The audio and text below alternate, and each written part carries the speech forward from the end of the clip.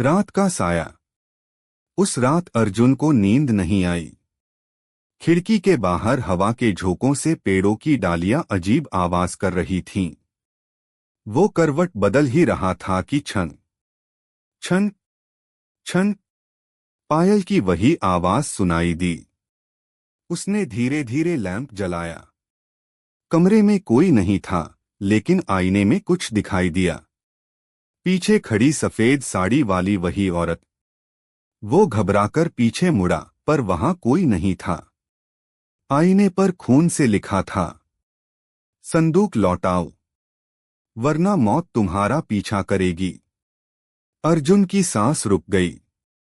उसने अपने कंधे पर फिर वही काला निशान देखा, जो अब और गहरा हो चुका था। गांव में दहशत।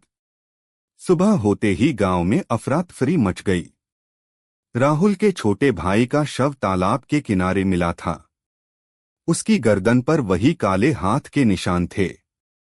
गांव के बुजुर्ग ने कहा, तुम लोग हवेली में गए थे, उसी ने ये अनर्थ किया है। वो आत्मा शांति नहीं पाएगी जब तक संदूक उसके पास न लौटे। सीमा रोते हुए बोली, हमें वो संदूक वहीं छोड़ देना चाहिए था। लेकिन अर्जुन चुप था। उसे पता था कि संदूक का छोटा हिस्सा उसके पास है, और शायद इसी वजह से संदूक का टुकड़ा कमरे के बीच में रखा।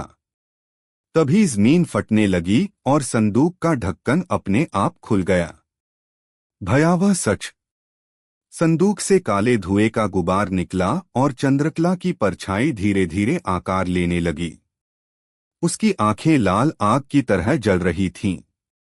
वो बोली, तुमने मुझे अधूरा लौटाया है। अब तुम्हारी आत्माएं मेरी होंगी। अचानक दीपक हवा में उठा और दीवार पर जोर से फेंक दिया गया। राहुल और सीमा चीखने लगे। अर्जुन ने चिल्लाकर कहा, तुम हमसे क्या चाहती हो? चंद्रकला ने कराहते हुए कहा, मेरी मौत के पीछे छुपे सच को सामने लाओ, तभी मैं मुक्त हो पाऊंगी। और वो अचानक गायब हो गई।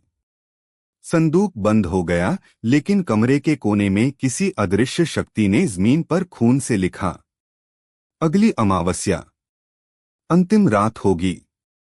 चंद्रकला की मौत के पीछे कौन सा रहस्य छुपा है? क्या अर्जुन और उसके दोस्त अमावस्या की रात से पहले ये राज जान पाएंगे?